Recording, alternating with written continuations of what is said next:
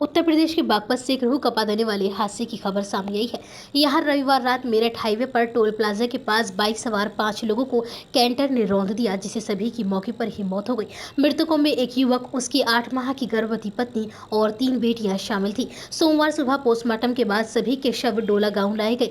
गाँव के लोग सड़क पर ही खड़े हुए थे और सभी की आंखें नम थी। हादसे की खबर से गाँव में किसी के भी घर चूल्हा नहीं जला। लोग अपने कंधे पर शवों को रखकर उनके घर लेकर आए थे। परिवार का मुखिया युवक मजदूरी करता था और उसके घर में कफन के लिए पैसे भी नहीं थे, इसलिए गांव के लोगों ने सुपुर्द खाक करने के लिए चंदा जुटाया था। 5 कफन लाए गए थे और सभी को आखिरी रस्मों के बाद दफन कर दिया गया था। 1.5 साल की बच्ची को उसकी मां के पास में दफन किया गया है। दरअसल 35 साल का फतेह मोहम्मद अपनी पत्नी तबस्सुम, 8 साल की बेटी इल्मा, 5 साल की इकरा और 1.5 साल की मायरा के साथ रविवार रात को बाइक से मेरठ की तरफ से अपने घर जा रहा था। तभी उसकी बाइक को मेरठ बागपत हाईवे पर टोल प्लाजा के पास एक कंटेनर ने जोरदार टक्कर मार दी थी, जिससे सभी लोग सड़क पर जा गिरे और इस हादसे में पूरे परिवार की मौके पर ही दर्दनाक मौत हो गई। इस दर्दनाक हादसे के बाद अब परिवार में उनकी एक 8 साल की बच्ची फराही बची है।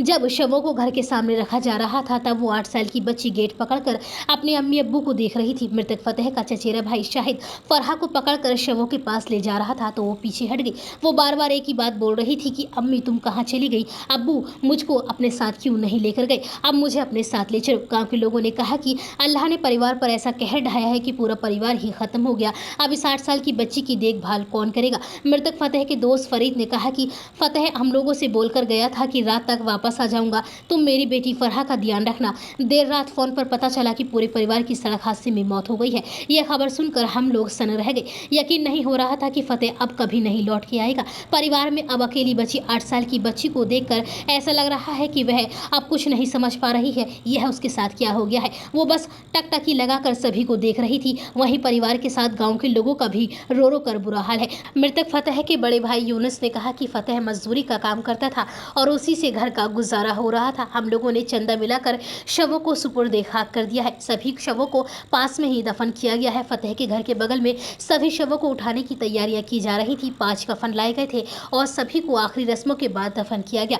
1.5 साल की बच्ची को उसकी मां के पास में दफन किया गया है। बताया जा रहा है कि मृतक युवक की पत्नी 8 महीने की गर्भवती थी। इस हादसे के बारे में खेकड़ा सीओ विजय चौधरी ने कहा कि फतेह मोहम्मद अपने परिवार के साथ मेरठ से आ रहे थे। उनकी बाइक की टक्कर कैंटर से हो गई थी। हादसे में बच्चों सहित 5 लोगों की मौत हो गई है। कैंटर चालक इरशाद को गिरफ्तार कर लिया गया है। कैंटर को कब्जे में ले लिया गया है। वह मेरठ का रहने वाला था। इस हादसे के बाद अब पूरे परिवार में कोहराम मचा हुआ है और गाँव के लोगों का भी रो रो कर बुरा हाल है।